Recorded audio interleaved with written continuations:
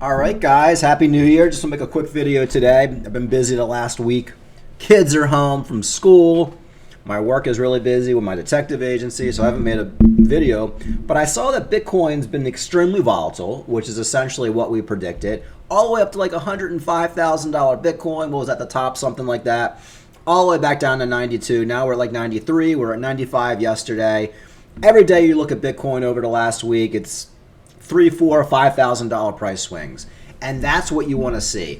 A lot of people I've been talking to over the holidays, it really freaks people out that Bitcoin just can't. Like, what Bitcoin will do is it'll make a high and then it'll just basically dump under that high, and it'll take a while for it to shoot past it again.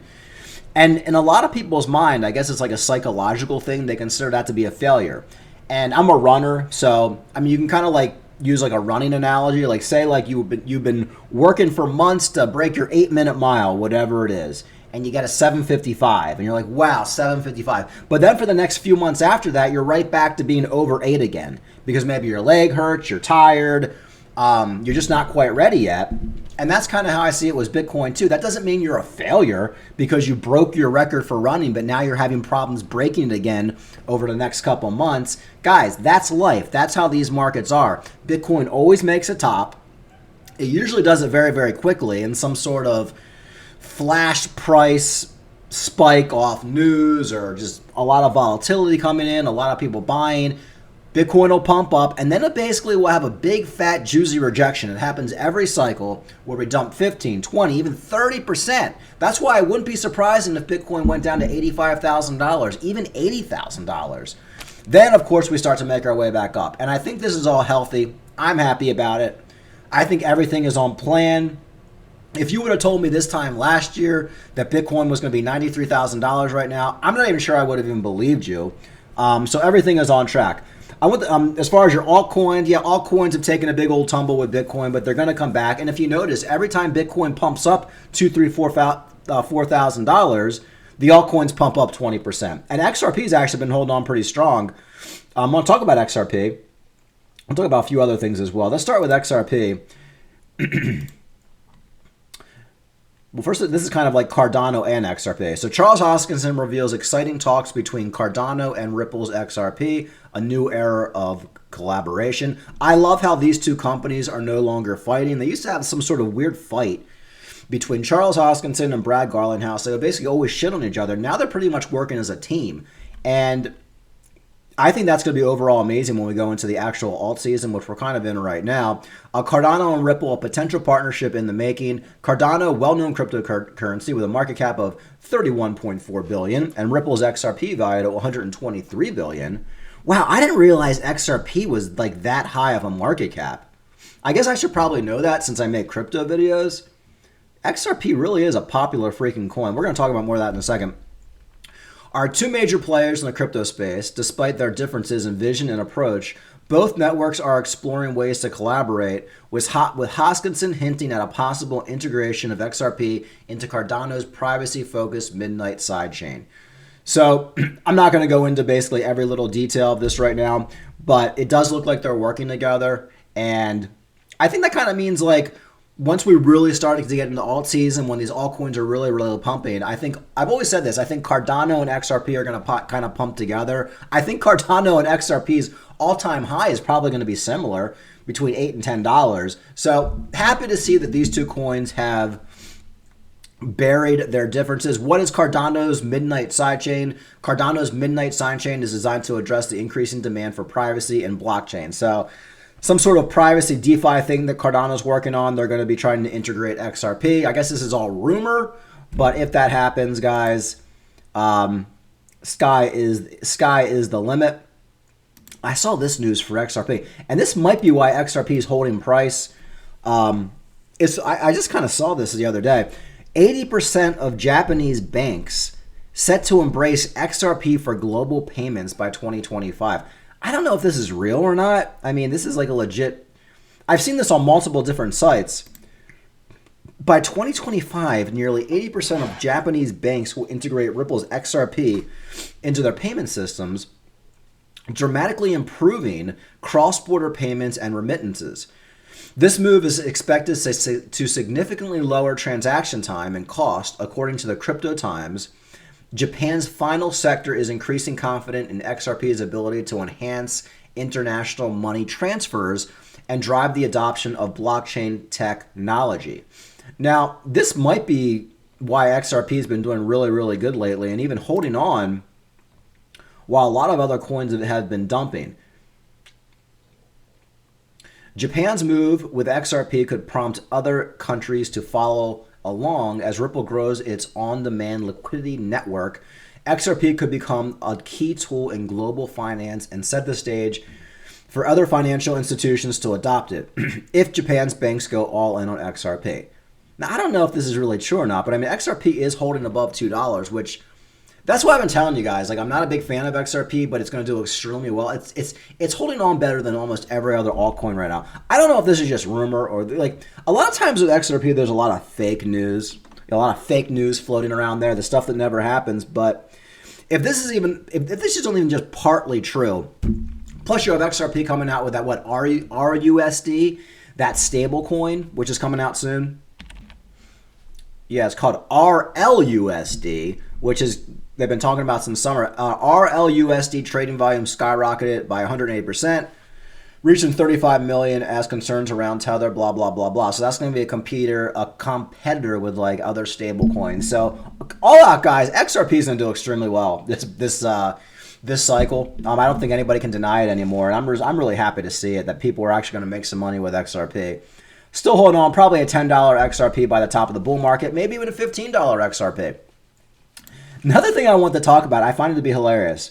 Well, first of all, you guys know, I'm not a big fan of Michael Saylor. I think he's going to destroy Bitcoin. I think he needs to be flushed out of the whole system going into this bear market. And I noticed yesterday, Michael Saylor, he invited all the scammy YouTubers to his big yacht party in Miami for New Year's. So now you have Michael Saylor is hanging out with all the sleazy YouTubers, all the guys that promoted Luna, UST, the guys who basically just show you referral links every fucking day. Now this guy's from Altcoin Daily. He's one of the better ones.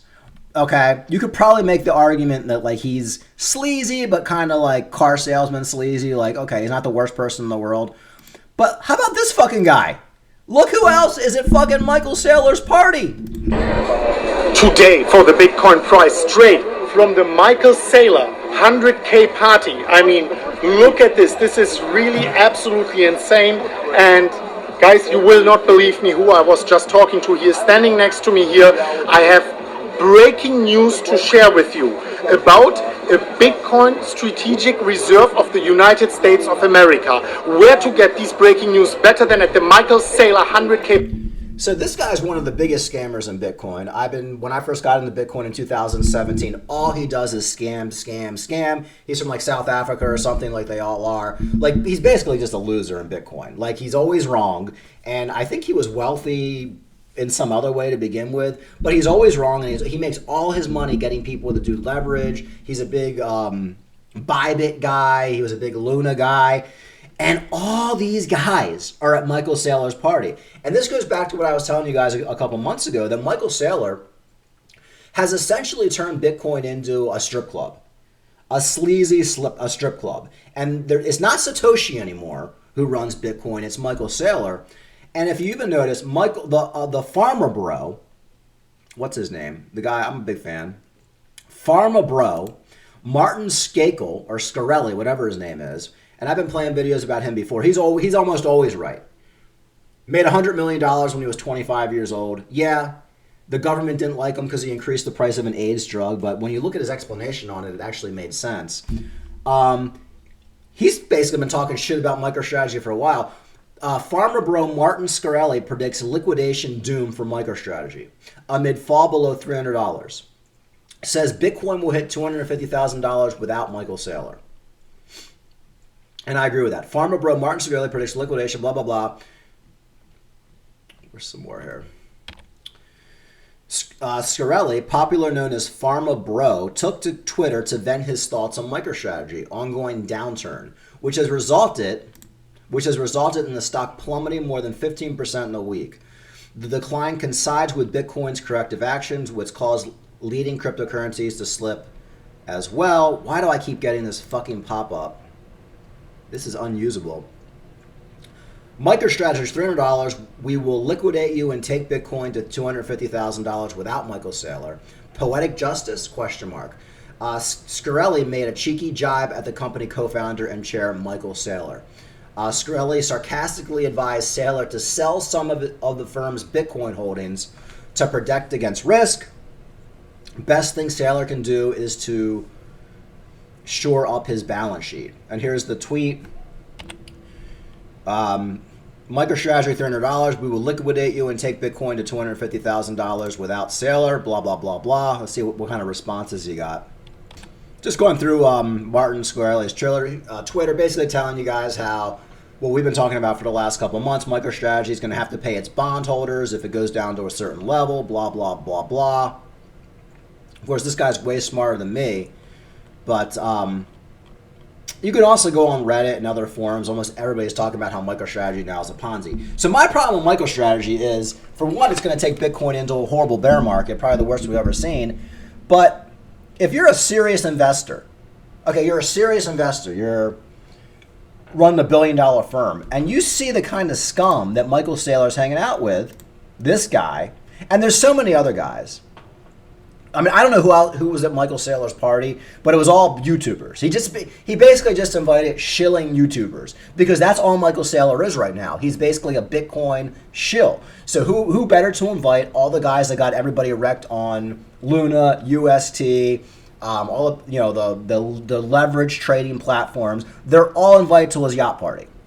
So you can tell a lot about somebody by their friends, and I've been saying it for years. I've been a private investigator for years, and one of the biggest leads you can ever have is when you're looking into a criminal or you're looking into a sleazeball, the first thing I always do is I go on Facebook and I look at their friends. In fact, I just did it the other day. I'm doing background investigations for a lot of, for some police departments in my area. And the first thing I do is I go on Facebook and I look at all their friends. Who are they hanging out with? Because if they're hanging out with losers, they're a loser too, right? We know this 100%. If you're a grown man and you're hanging out with a loser, and all your friends are losers, you are indeed a loser yourself. So you're seeing right now Michael Saylor just hanging out with losers, hanging out with carnival barkers, hanging out with the most sleazy, bottom of the barrel YouTubers who spent years taking millions, to promote leverage trading and getting their people wrecked. So any serious person coming into Bitcoin right now is going to be like, okay, it used to be Satoshi. We don't know who that guy is. Probably a computer scientist, probably a smart guy. He's keeping quiet, and we know he's probably going to keep quiet, which is a good thing. It's one of those things like don't meet your heroes. When you meet your hero, you're always let down. But now, there is no more Satoshi. The king of Bitcoin is now Michael Saylor, a guy who hangs out on yachts with strippers in Miami with sleazy, known fraudster YouTubers. That's what people are going to be putting their money in? And that's why I agree with Martin Scarelli, where he says, look, MicroStrategy, when we go into this bear market in 6 months or a year, whenever it is, I just hope Michael Saylor goes bankrupt.